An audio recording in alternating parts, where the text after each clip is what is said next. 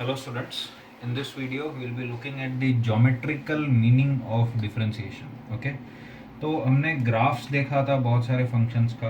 तो अगर कोई एक फंक्शन है y is equal to f of x, ठीक है, तो उसके ग्राफ्स होंगे.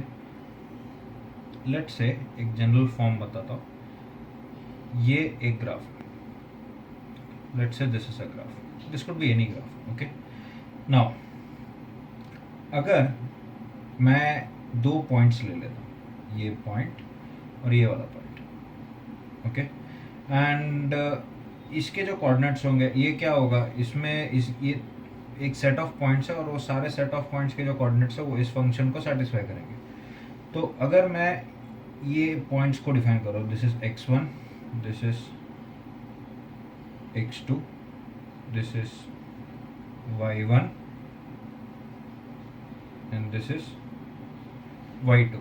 okay, अब if I join these two points, अगर मैं इन दोनों पॉइंट्स को ज्वाइन करता हूँ इस लाइन से,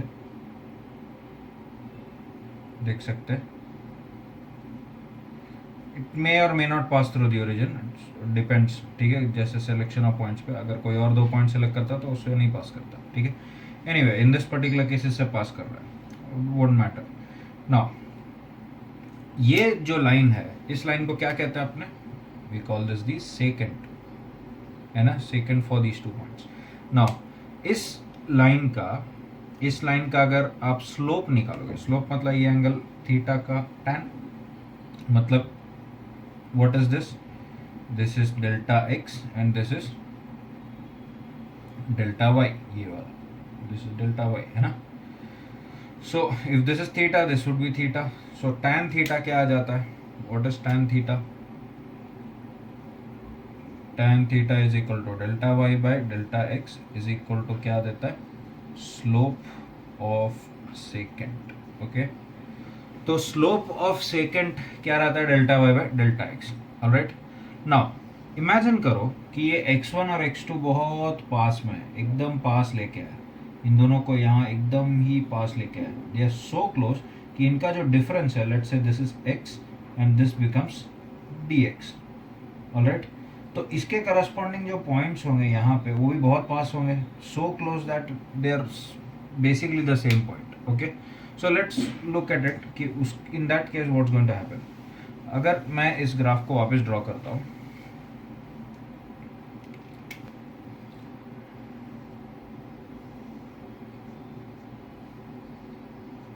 and let's say this is our curve.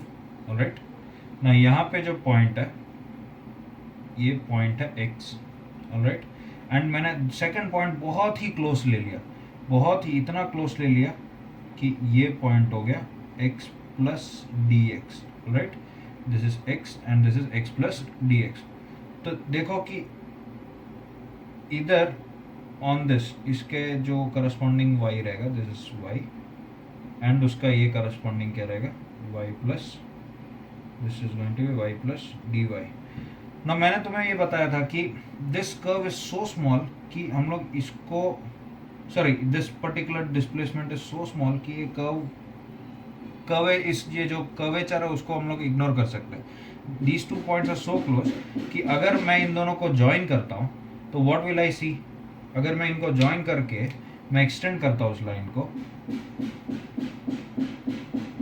तो क्या होगा, एक काम करते हैं, इस पार्ट को, इस छोटे से पार्ट को जूम इन करके देखते हैं. तो what do you see, you will see something like this. ये क्या रहेगा, dx, ये क्या रहेगा, dy. This is dx, this is height would be dy, and ये एंगल क्या है, थीटा. देख सकते हैं, तो ये एंगल इसी लाइन को हमने एक्सटेंड किया, देख सकते हैं, इसी लाइन को हमने एक्सटेंड किया, दिस इज द लाइन. ठीक है, तो ये एंगल, ये जो है वो एक्स एक्सिस के साथ कितना एंगल बना रहा है, थीटा एंगल बना रहा है. तो इसका स्लोप क्या है, इसका स्लोप क्या है,